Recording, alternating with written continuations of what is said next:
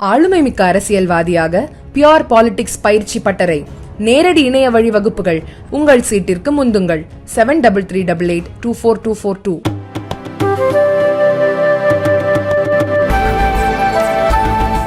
பயங்கரவாதமும் பிரிவினைவாதமும் கடுமையான அச்சுறுத்தல்களாக இருப்பதாக பிரதமர் மோடி வேதனை தெரிவித்துள்ளார்.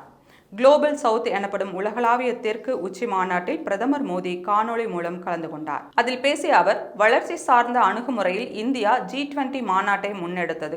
உலகம் முழுவதும் நிச்சயமற்ற சூழல் நிலவுகிறது. உணவு, சுகாதாரம், எரிசக்தி பாதுகாப்பு போன்ற பிரச்சனைகளை எதிர்கொள்வது பெரிய சவால்களாக உள்ளன.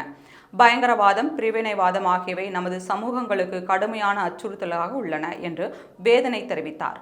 மேலும் பப்புவா நியூகினியாவில் எரிமலை வெடித்தாலும், கென்யாவில் வெள்ளம் ஏற்பட்டாலும் மனிதாபிமான அடிப்படையில் இந்தியா உதவி வருகிறது. இந்தியா தனது நட்பு நாடுகளுக்கு உதவுகிறது.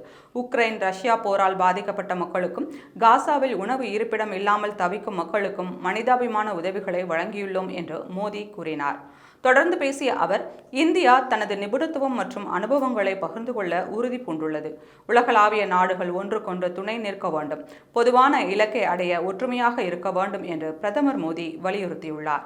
மேலும் உலக நிர்வாகத்தை சமாளிக்க கடந்த நூற்றாண்டில் உருவாக்கப்பட்ட அமைப்புகளால் தற்போதைய நூற்றாண்டின் சவால்களை எதிர்கொள்ள முடியவில்லை என்றும் ஐநாவை மறைமுகமாக பிரதமர் மோடி சாடியுள்ளார்.